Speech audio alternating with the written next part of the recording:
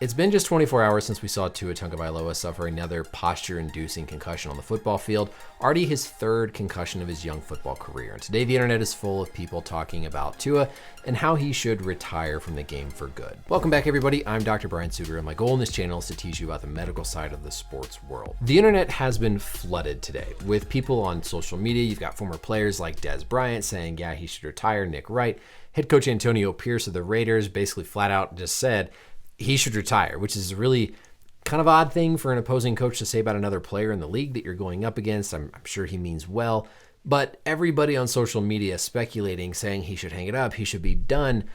I think we all need to take a breath here and just step back from the situation and, number one, give this some time to develop. But I want to give you my thoughts, how I would counsel an athlete, my experience as a sports medicine doctor with whether or not Tua should retire, this whole discussion, and where it needs to go. First of all, now is not the time for Tua to make this decision. When you're recovering from a head injury, the last thing you need is more stress, more anxiety that can lead to a more prolonged recovery.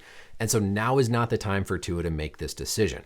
You don't want to make a rush decision. You want to be in a good state of mind, not dealing with concussion symptoms before you decide on the future of your career. So yes, everybody's going to talk about it and speculate, but he's not going to make this decision until things are long recovered, probably weeks, maybe months down the road. So don't expect anything necessarily anytime soon. The next thing we have to understand is just objectively, we've seen more severe outward displays from Tua's injuries, right? Last year we saw this hand posturing, very concerning looking, very disturbing looking to people who don't really know what's going on here on the field. And so it feels like it's a worse injury. Yesterday evening, we saw the same sort of thing with this abnormal posturing response with his right hand as he was laying on the field.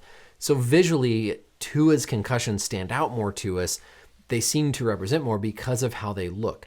But I'll tell you, that doesn't mean that they're necessarily more serious or having a more serious impact on his brain health long term than the thousands of other concussions or even subconcussive blows that we see or don't see in every other sport, football especially, across the world. There is no hard, fast rule on a set number of concussions for an athlete to sustain before they're disqualified from participating in sport. There are many, many problems with trying to set a specific number.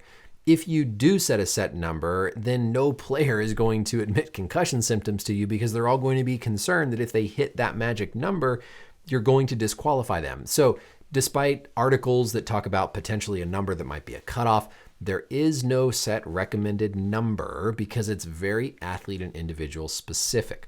There's a lot of factors that influence that decision. When I'm helping to make that decision for an athlete, I've had to disqualify athletes for concussions before, but I've also had athletes with multiple concussions that I've allowed to continue to participate. Number one, you have to consider their symptoms and their recovery. One concussion that takes months to recover and is left with residual headaches, post-concussive symptoms, that's going to be much more serious. I'm going to be less likely to allow that athlete to continue participating in a high-risk sport than somebody who over the course of their high school, college, professional career has had 4 or 5 concussions, but recovered very quickly, has no residual symptoms, and has no ongoing evidence of further head injury. 1 concussion versus 5 concussions, very different outward symptoms, effects. You're going to handle those differently. So no set number. Just because it's 3 doesn't mean like, oh, you hit 3, you're done. You also then can't say at the same time, well, let's make the number 4 and then put Tua back out there and just say, well, good luck. If you have a 4th concussion, you're done, because that's not a healthy environment for any athlete, for the medical staff to go forward. So there's no set number that's going to come into play here. You also are going to consider the athlete's age. You're going to consider their career. For example, if I have a middle schooler or a high schooler who's an amateur athlete who's not going to play professional, who has a whole other career lined up, and they suffer 1 serious or 2 mild, moderate concussions during a short time period in their career, I'm probably going to push them more to think about a different sport. I might not disqualify them right away, but I'm going to recommend they consider a different sport and have more intense discussions about disqualification and not participating, because I know that football is not their livelihood. It's not the way they're going to make money. It's different if you're talking about a professional athlete who that is their well-being, that is how they make their money, or if you're talking about a college athlete with legitimate prospective professional aspirations. Not that that should, again, be the only deciding factor, but that's another thing to consider here. That athlete is going to have a very different risk tolerance and risk profile knowing that football might be the only way they feel they can provide for their family in future generations.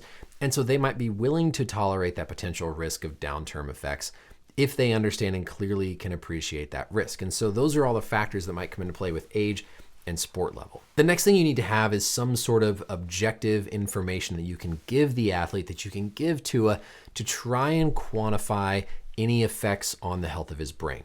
There's no widely available brain study, CT scan, MRI that's going to show you things like CTE. Of course, we're all concerned about that, but up to now, without biopsy, you're not going to say, oh, you have CTE.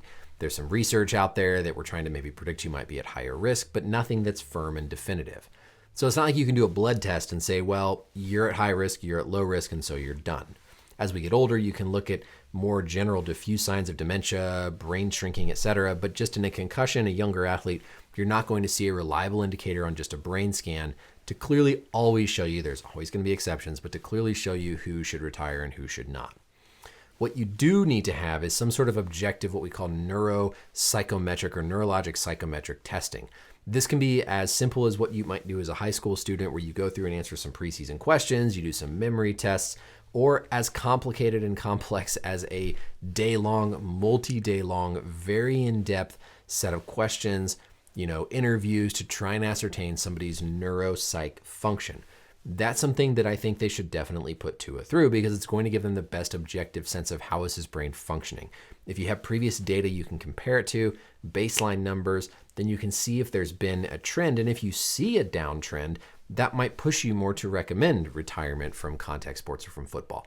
But if things are looking stable, that might be a point to help support his decision if he wants to make it to continue playing. So you need some objective data. It's probably going to be a question interview-based neuropsych testing, more so than just imaging. I'm sure they'll get imaging. That might contribute part of it, but more so that neuropsych testing. But then at the end of the day, it's Tua's decision. What you have to do is you have to surround the athlete with unbiased, multiple opinions, multiple medical professionals experienced in concussion who can give him the information and counsel him and answer his questions. But at the end of the day, the decision has to come from him. We can't sit here on the outside and say, boy, because we've seen you posturing on the field twice and you've had 3 concussions in your career, you must retire. What we have to do, what I would do, is I would get in front of him, give him this information. We do the testing. We talk about the pros. We talk about the cons. We walk through all the different scenarios and we try to come together to a decision that he supports, that he's comfortable with, that takes into account the risk profile that he is willing to accept. He has to accept, if he keeps playing football, that he is going to get another concussion. The challenge is we don't know what that 4th concussion might look like. That might be terrible. That might cause months, prolonged symptoms. It might be just fine and he recovers in 5 days. But if you're going to go back out there, you have to accept that there is a risk that you'll have another head injury. That's just part of football. But if he doesn't want to have that risk and he feels like there's been enough of an effect, we have to support that decision to retire, and I would absolutely do so myself. So bottom line, no. Just what we've seen this year, previous ones, I can't sit here and say Tua should retire.